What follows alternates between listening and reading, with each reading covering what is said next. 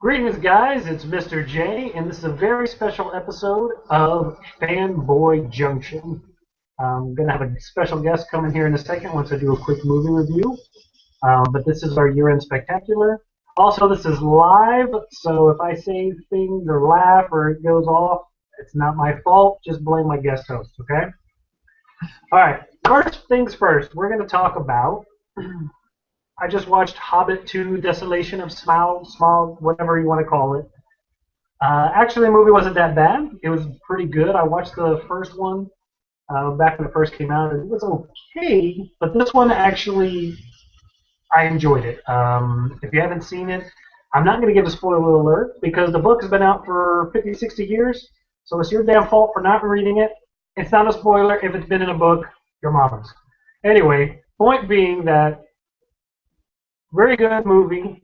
The problem I had with it is that they seem to be adding a lot of stuff and kind of shoehorning story elements into this Hobbit trilogy so that it's actually a direct prequel to The Lord of the Rings, which I don't understand. When I read The Hobbit, with the exception of him finding the ring and the golem, there was nothing really linking the Hobbit book to The Lord of the Rings trilogy. So I think some of that's kind of forced. A friend of mine told me that a lot of what they're doing is from this S.M.A.S.H, whatever that crazy book that it's random. I think it's called the Silmarillion. Somebody correct me down below. Anyway, so some of that's supposed to be in there, but I don't remember Legolas at all being in the book. I don't know why he's in there. I guess Peter Jackson wanted to help his buddy who doesn't have a career anymore. No clue. Anyway, point being that good movie. If you can catch it, if you're a fan of the genre, you'll love it. If you're not, don't bother. For me, the best scene for you, those of you who've seen it, is there's actually this whole added story element where the orcs are chasing the hobbits throughout the book, which doesn't make any sense for the book, but whatever. They're just chasing them throughout the movie. So there's a scene where they're going down the river in the barrels. Orcs are chasing them, and female, not Steve Tyler's daughter, Elf, is chasing down with Legolas, and this really cool action sequence. Doesn't exist in the book at all, but whatever. Go see it, enjoy it. It's not too bad. Just forgive the whole we're adding stuff in to make it a direct prequel. That's my thoughts. If you disagree, whatever. So now we're going to roll into the other parts of the show. And I'm going to roll into that by bringing in my special guest host. I've known him for several years. One of my best fanboy little buddies who talk about random stuff. His name is Demarcus. Demarcus, why don't you go ahead and say hi to my alleged fan base? They'll pick up. What's up, everybody? It's your man D. You might have seen me on station GDX, GDX Customs and all that. But enough plugging. Glad to be here, man. By the way, if you want some customized action figures, this is the best man to get. I got stuff thanks. all over my kids' room. All right, so I still got to send you that Captain Britain. Yeah, Captain Britain and my Neil Adams Batman. I'm just saying. Yeah, Neil Adams Batman, damn it. Okay. The first thing we're going to talk about is this year, 2013, that's just gone by. Didn't have a lot of comic book movies, but we had four main ones. You had Man of Steel, The Wolverine, Iron Man 3, and Thor 2. Now, of course, that's in no order whatsoever. I'm just listing them as they pop in my head. And we're going to talk about those. Being that it's my show, I'm going to start out, and I'm going to say that rather than put it in order of best to worst, or worst to best, or which one I like more, I'm just going to say, honestly, across the board, they were all like 6.57s. None of them really stood out to me. I can't sit here and tell you Iron Man 3 was my favorite, or The Wolverine was my favorite, or Man of Steel. Anyway, the one thing I will say about each film, The Wolverine, I like that they kept it grounded. I like that if he didn't win, it wasn't a world-shattering event. I think a lot more of the comic movies need to have that. Something like Daredevil, where if he lost, oh well, the Kingpin still rules everything. Big whoop. So I like that, but the end of that movie, I don't know. The red-haired Asian chick, don't ever put her in a movie. I don't know why she was there. And then Iron Man 3. I thought the tone of that and the way the character was is the character I used to read back in the 80s and 90s. but that's not the character that we saw in Iron Man 2 and 3. So I felt like the tone was such a drastic change that a lot of people didn't like it. Plus, they did that horrible thing where they made the character fallible. They made him human, and everybody cried because he was freaking out. Which, I'm sorry, man. When it comes to people who are not trained, because if you look at the Avengers, he's the only one in the Avengers who is not a soldier. He's not a Yeah. trained guy. So he would PTSD, Yeah. shell shock, whatever you're going to call it, he would definitely be suffering from that. And then, let's see, Thor 2, I should just call it Thor and Loki. I don't know why that bad guy was in there. I got in trouble for insulting the guy playing Dark Elf, so I'm not going to do it this time. But, so I just feel like, yeah, the villain in there was so small, I didn't care about him. I didn't want to watch him. All I wanted to see was Thor and Loki. And Balder, bring me Balder in the next one. And then the last one is Man of Steel. Yeah. Man of Steel, yeah. Again, it wasn't great. It wasn't crap. It was just kind of there. I'm just hoping that in the next film I actually get to see Superman. Those are my thoughts. None of them are better than the other. That's what I think. Demarcus, tell me, buddy, what do you think of the 4 comic book films this year? All right. Well, I think it's funny that Kick-Ass 2 is kind of conspicuous in its absence from that list. Oh yeah, that did come out. That's all we'll say about that. Good point. That was Hit Girl 1. Let's be honest. Wolverine. I did not see the Wolverine. Wolverine Origins, the first one, just did not warrant me to come back and watch the second one. But I'll it's out now. It's, and I pretty much get a free Redbox code like every day, so I'll check out Wolverine that way. But no, it looks from what I've seen, I think it's really cool. The fans have been asking for them to go to Japan for the longest, so that was cool. And I haven't seen it, so I guess I can't really talk much about it. Thor, I'm not really a Thor guy, so I mean, like anything that you can do to keep me interested in Thor, that was cool enough. But yeah, like you said, it was the Thor and Loki movie. Yeah, you gotta watch what you say about Loki because you'll have the whole internet, the whole female internet after you. But I think, but one thing that was really cool that stuck out about Thor 2 for me was like the after the end of the credits thing. I like how they didn't really play up Avengers, but I guess they wouldn't because Avengers 2 isn't next. They play up Guardians of the Galaxy, and that's really cool. I use cool a lot, so. but it was really cool to see Guardians of the Galaxy. Well, not directly, but you can tell those characters are going to play into it. And the Collector makes his, of all characters, the Collector. Man, DC, get your stuff together, seriously. That's sad. The Collector. Yeah, before, you know what I got to say about the end credit scene? Am I the only person that watched that movie and when he was sitting there and he had the gem and the Collector, did you want him to go, and now we have to find the bookies?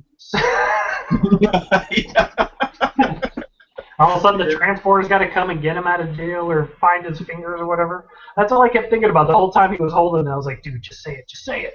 Yeah. It's gonna be crazy though, but I think that makes perfect sense for them to try to transition you to the Guardians of the Galaxy from Thor because we are gonna be seeing such outlandish stuff. You might as well go to the first movie that brought all that alien craziness to it. So I thought that was a really good move on their part. Yeah, much better than the after credit scene Iron Man 3. God, it was cute, but I mean with everybody looking for little tidbits for Avengers 2, it was a little lacking. I think we didn't need a shawarma scene that time around. So, Yeah. But then again, thinking about it, I could see where they would go with that. It was so close after Avengers. It was the first movie, so I could see why they wouldn't try to throw the Avengers into that end sequence. Try to do something funny. Yeah. Now, Iron Man 3, I liked Iron Man 3. It was kind of cool to see him use his smarts, not really in his armor all the time. That was cool. Mandarin. Oh, buddy, that's Don't revisit it. Mandarin. Don't revisit it. Yeah, I'm not gonna go. I'm not gonna go into it. I'm not gonna go into it. That's just that's one of those things where you just type in Iron Man 3 Mandarin and just take your pick of what comes up on Google or on YouTube. Yeah. Because yeah, everything I have to say about that. Yeah, and Killian being that was yeah. Iron Man 3. And then I hated what they did with Rhodey. But I understand it's Iron Man the movie, but come on, man. He has more training than Tony. So why would he be kind of a clown? That just kind of annoyed me that he kind of got clown throughout the whole thing. I got excited when he faced off with Killian, he jumped out of the armor and did his thing, and then he kind of got punked out. That was funny, but it's like, geez, man, I really wish they could show him do, he's a soldier, so whatever. And then what's next? Man of Steel. It's funny. I thought Man of Steel was pretty good, pretty solid. It was a pretty good relaunch for DC. But geez, man, one could argue DC is still trying to find its identity. Yeah. And that dark thing all across the board is just not going to work. I don't think, because I don't know. Maybe it's because we're in a different kind of era or whatever you want to call it.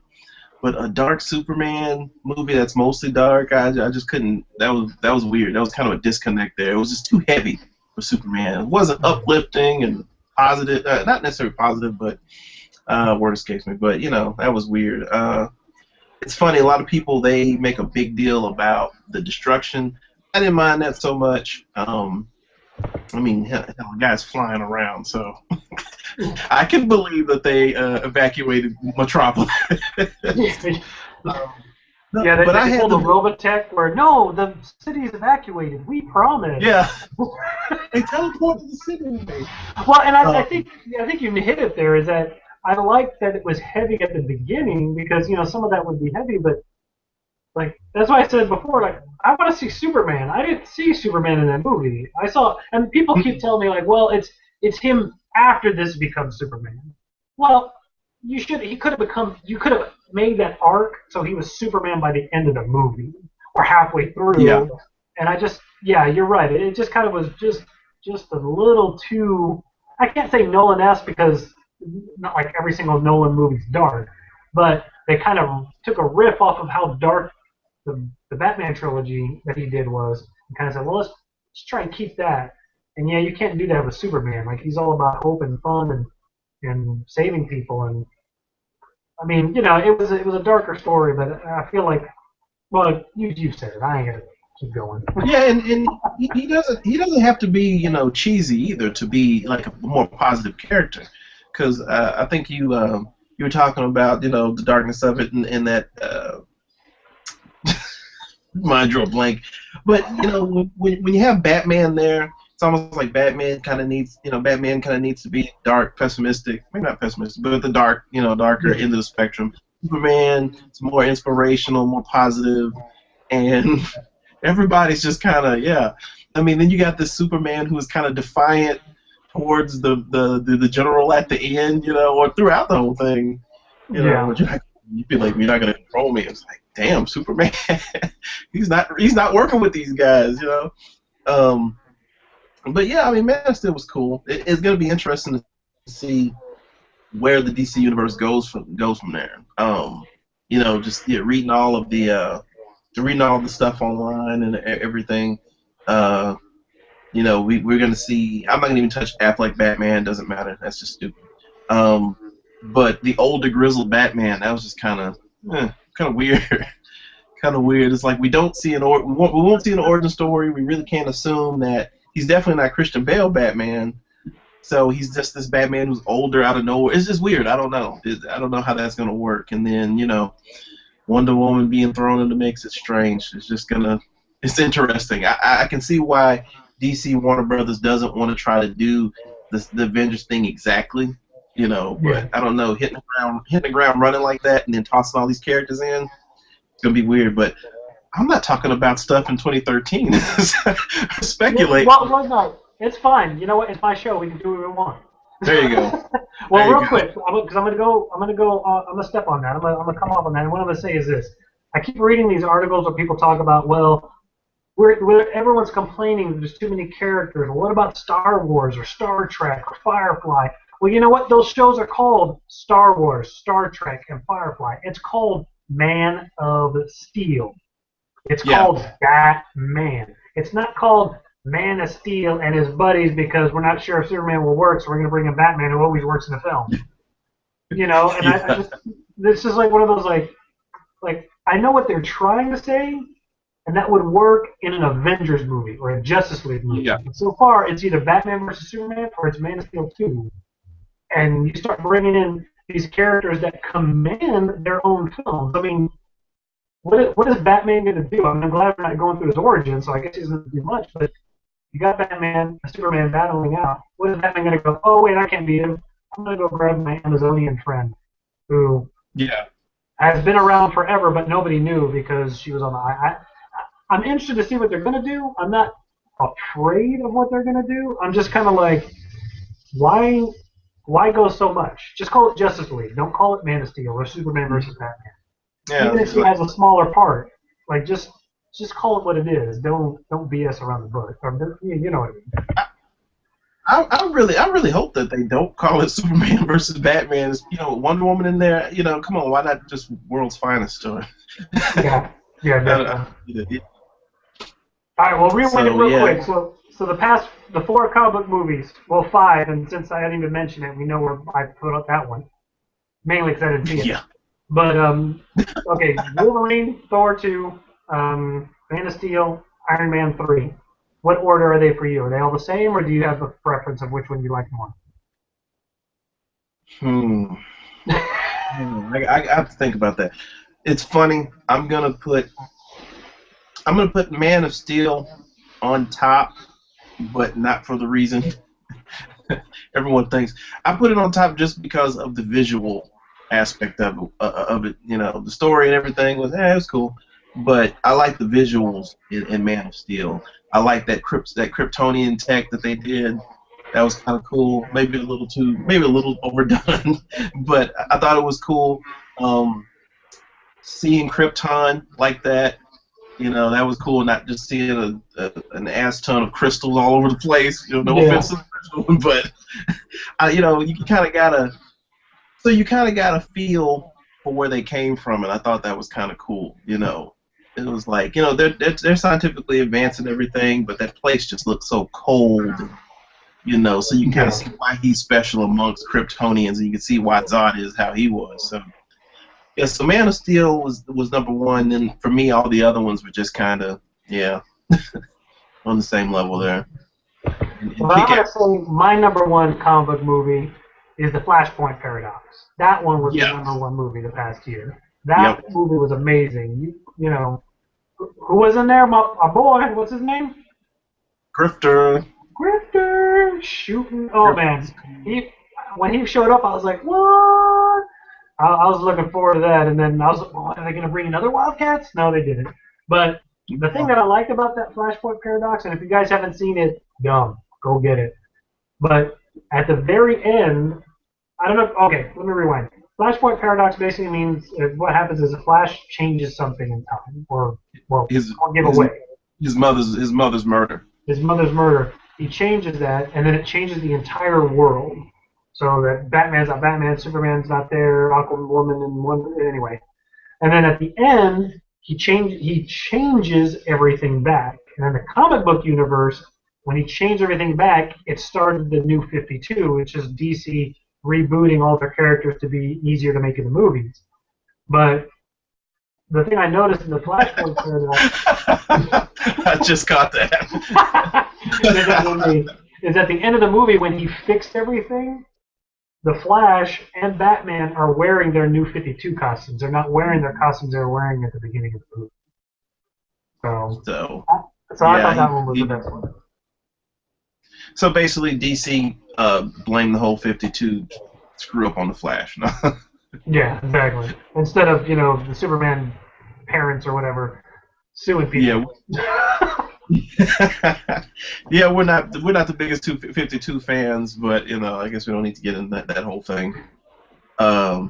But yeah, man, Flashpoint Paradox was great. I mean, it looked great. It was kind of disturbing, because you get from from the two universes being compared, you get that DC's a bit more.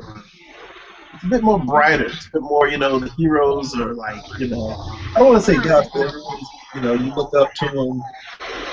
Most of the heroes, I'm sure, don't kill and all that stuff, but seeing it so dark and then seeing Lex Luthor get like knocked off early in the movie, Yeah. that was twisted, man. So I mean, it was a great movie. It looked great. At the end of that, I was thinking, gee, they need to get the animation staff on the live action stuff, at least the writing, of course. Yeah. It was good. It was really good, and I'm actually excited to see how they do. When they go into the Justice League thing, I think that's going to be really The cool. Justice League War, the new one coming out. Yeah, yeah. So Flashpoint Paradox is definitely good. And just in general, I think it's funny because 2013, I think it was more of a better year for animation rather than live action, and it was surprises. A bunch of surprises. Am I stepping Yes. on that? Speaking of surprises, let's just go into cartoons. Yeah. Let's talk about. We're gonna talk about the top brand new cartoons for 2013. Because we talk about top cartoons, I'm gonna bring up Ultimate Spider-Man, and I've gone about that thing way too many times. So I'm talking about, for my research, my opinion, what I've seen is there's 3 new cartoons that were based on comic characters that came out this year. Beware the Batman. It was Avengers Assemble, and then Hulk and the Agents of S.M.A.S.H. Yeah. So, all right, let's talk about Beware the Batman first. What did you think of Beware the Batman? I thought that I could not get past the first 5 minutes of the first episode, so maybe I'll sit back down. Hopefully they will. I'll sit back down and try to watch it again. I usually do. My kids definitely weren't into it, so Gotcha. if the kids aren't into it, it's like, okay, I'll turn it. But yeah, I really just couldn't get into it. I'm gonna have to watch it again. It was just such the art style, and I hate when people say the art style sucked, and but yeah, just seeing Batman in CGI for the first time was just, that was just a bit much, could not get around that. So yeah, I really haven't watched Beware the Batman. I'm gonna have to go back to that one. And oh man, just Brave and the Bold is such a hard act to follow. Yeah. Yeah. So yeah, and I had just finished watching like all the episodes. I don't think they put all of them up on Netflix, but I watched all the episodes that they had on Netflix, and it was like, man, that was a tough act to follow. Yeah. Seriously. Well, and I think the thing with Beware the Batman is it reminds me in a way of that one from early 2000s, The Batman, where they kind of went, you know what, let's try and do Batman, but not the normal way. Because in the Batman, there was no Robin, Batgirl was first, there was no Jim Gordon for a long time. It was a completely different Batman-type character, and I think that's what they're trying. They're making Alfred more of a mentor physically, and then Katana's now kind of the sidekick. Because the thing I look at, it's kind of a weird kind of tangent, but my wife and I went to this hoity-toity wine party thing, and they said you always have to try it 3 times. Because the first time you're like, oh, and the second time you're like, and then the third time you actually get the flavor. So I always say you got to watch 3 or 4 episodes of a cartoon to kind of get past that initial shock and get into what these guys are doing. So I watched, I think, the first 5 episodes of that show. But even after 5 episodes, I just kind of was like, why does he look like the dragon from How to Train Your Dragon? Why does he look like Toothless? Yeah. And then all I kept thinking in my mind is, so when they reboot the Batman franchise, are they going to get Ray Winston to play Alfred? And that's all I kept thinking in my mind was the dude from Bors from King Arthur or from the Sweeney. Like I was like, dude, he'd make a great Alfred now. Yeah, it was. But I don't know. I couldn't get into it. I appreciated that they're trying to do a different angle, but I think, like with the Batman, even the Batman the Animated Series, they eventually turned it into Batman and Robin. with the Batman. Once Teen Titan was over, they brought in Robin. Something about having Robin there when it comes to animation where it works, not so much a live action, but in the animation, he's got to have that foil. And having two dark characters as partners, for me, it just didn't work. And I don't know. Maybe I should go back and try, but as of right now, I'm going to put Beware the Batman as number 3, probably the blah of the 3 cartoons. Yeah, yeah. But like I said, didn't watch Beware the Batman too much. I have to try it again, but it's gonna be a chore to sit down and watch. Well, speaking of hard to watch, Avengers Assemble. Great, great sig. Yeah. What about that? How do you feel about Avengers Assemble? Oh man, Avengers Assemble. I can see why they wanted to try to, align it to match up with the movie. I can see that from a corporate perspective. Yeah. But oh man, World's Mightiest. Is that what they called it? The World's Mightiest Heroes. Earth's Mightiest Heroes. It was the first Earth's Mightiest. Yeah, Earth's Mightiest was really building something, and it was really solid. I was really enjoying that, and then it just kind of, they just jumped into this Avengers Assemble thing, and the show is corny, man. I mean, there's like some, it's like they have some, glimmers of hope in it, but then, like I don't get why are they trying to turn Red Skull into Iron Man's nemesis? I mean, he even stole his armor. That was just ridiculous. Yeah. Just too much crap. And then when I was and it's funny because, I assumed that this was like just a complete reboot, and of the animated series. Okay, they're trying to make it match the movie, but it really doesn't have anything to do with the movie. Yeah. And then in the this episode 8 was the flashbacks. The flashbacks, they showed footage from Earth's Mightiest. I'm like, how do these even match each other? So it's just a mess. It's a mess. Avengers Assemble, way low on the list. Yeah. Well, and I think what happened was, to me, when I look at it from the outside, is that I don't think Disney knew how much of a breakout hit they had with Ultimate Spider-Man. I mean, how many Spider-Man cartoons have there been? I mean, there's been like 6 or 7, and rarely do they make it out of the first season. But I read the other day, Ultimate Spider-Man is their #1 show on the channel. Not just comic book show. It's the #1, well, maybe I should say animated show. It's the #1 cartoon on the channel right now. So I think what happened is they basically said, well, this is a good opportunity for us to reboot the Avengers so they look more like their movie counterparts, but also tied in, because all of those shows now, Avengers Assembled and Hulk and the Agents of Smash, are in that universe with Ultimate Spider-Man. And I think that's probably what they did, is they're like, all right, well, let's retool it and use the designs. Now, why they don't have the same animation level as Ultimate Spider-Man on Avengers Assemble, beyond me. But I think that's probably what happened, is they're like, all right, well, let's use, they thought, maybe Earth's Mightiest Heroes was going to be their tentpole, or one of the other ones. But I think Ultimate Spider-Man became the tentpole. Yeah. Deservedly so, too. I mean, it's funny because you get people who might have seen 1 or 2 episodes talking about it, and it's like, it's for kids. Well, big big surprise there, it's for kids. But it's not childish or stupid at all. It doesn't really talk down. I mean, they don't really talk down to, it's not a kiddie show, basically. It's not, there's lots of stuff that the grown-ups will get, and lots of stuff that I think what really got me into it was the obscure references and some of the obscure characters. I mean, the awesome android. Come on, man. The awesome android was a part of, has finally seen animation. That's cool. The Steel Spider, just weird characters like that, I don't know what they're doing with the Iron Patriot thing. I'm not a huge Green Goblin guy, and that whole thing with the Osborns.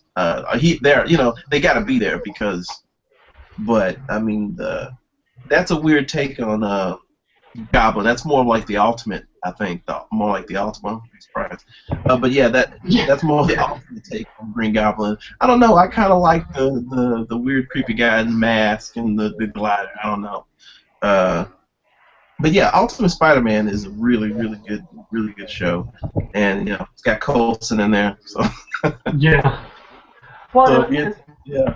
yeah, and I like some of the different things they did with Venom being Harry Osborn, and now now Yeah. that they healed the Green Goblin, he's now Iron Patriot, and then he even went back at the I don't know if you watched the end, he becomes Green Goblin again, and they've done a lot of good stuff, and they even at the end of the third season or the second season, Spider-Man joins the Avengers. So I'm really Yeah. curious is if he's only going to stay in the Avengers in the Ultimate Spider-Man cartoon, or if he'll now be in the second season of Avengers Assemble. Like, and Yeah. that to me will be interesting. So And it'll just make me even madder at Sony, but that's another dead horse. They're not giving that up anytime soon. So yeah. so yeah. All right, so I'm putting Avengers Assembled. I'm putting Avengers Assembled as number 2. Hmm. 3, 2. So what about you? You got it at 2 or 3? I'm gonna put it at. Or I'm is gonna put just it a at crap 3. pile? Yeah, I'm just gonna toss it to the crap pile. You know, it's just those little shining beacons of hope in the show just aren't enough. They just aren't enough. I don't like it. I don't like it. Um, and then reading the Falcon. I mean, reading the Falcon for so many years. You know, he was for the most part, Cap's equal. You know, he's had his stuff together. I think he's had military training. I think Sam did. And then he's this rookie, and he's more or less the audience avatar. You know, Yeah. that's just kind of weird to see Falcon cast in that light. It's kind of weird. But oh well. But the sleeper hit Oh is yeah. Agents of Smash. Yeah, that it's funny because found out about Agents of Smash, and then when they showed that first promo art, it looked really childish, looked like really for kids. And I remember on Free Comic Book Day, they did an Agents of Smash comic giveaway comic, and it was like screen grab caps of the first episode, and it just didn't look good. So I went into Agents.